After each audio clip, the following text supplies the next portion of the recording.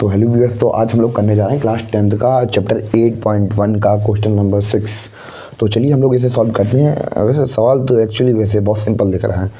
तो हमें दिया गया है क्या, हमें दिया गया है angle A, if angle A and B are acute angle such that cos A बराबर cos B then so that angle A equal to angle B. तो ये बहुत ज़्यादा सिंपल है। इसमें हम लोग ये कह सकते हैं कि जो कॉस ए है वो कॉस बी के बराबर दिया गया है और ए और बी एक्यूट एंगल हैं और हमें क्या दिखाना है, angle A equal to angle B दिखाना है। सिंपल सा सवाल।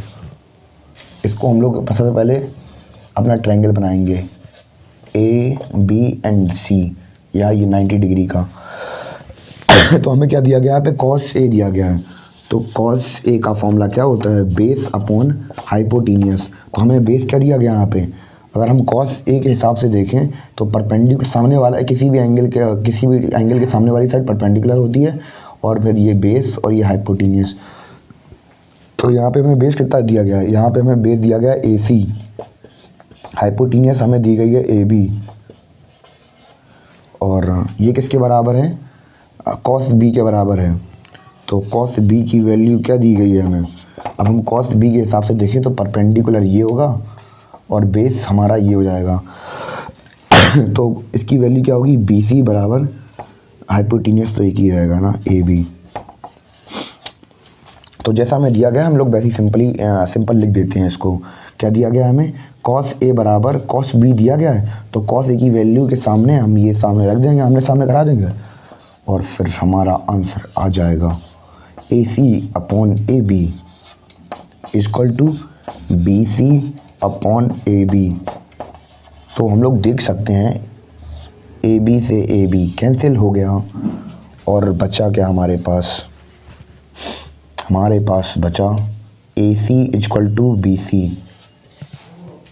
ए C equal to B C. ये वाली साइड और ये वाली साइड इक्वल होगी। ये साइन का इक्वल टू का निशान होता है कि ये दोनों साइड इक्वल हैं। तो ट्रायंगल के अंदर एक प्रॉपर्टी होती है क्या, यहाँ से ये प्रूव हो गया। तो ट्रायंगल की एक प्रॉपर्टी होती है, वो होती है क्या, इसको मैं नीचे लिख दे रहा हूँ। तो इसकी ये यहाँ पे लिख दे रहा, मैं इसको यहाँ पे लिख दे रहा। तो इसकी एक वैल्यू होती है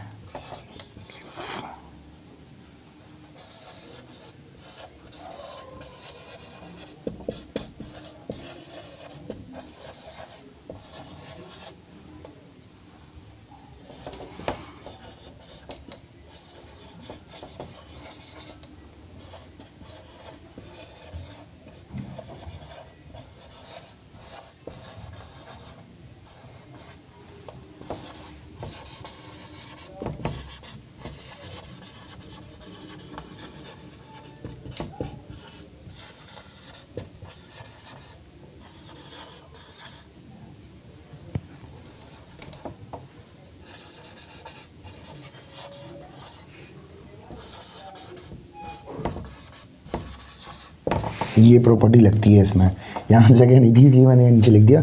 तो इस प्रॉपर्टी के अनुसार क्या होता है, जो अगर किसी भी ट्रायंगल की जो साइड्स हैं वो अगर इक्वल हैं तो उनके आमने सामने वाले एंगल भी इक्वल हो जाएंगे।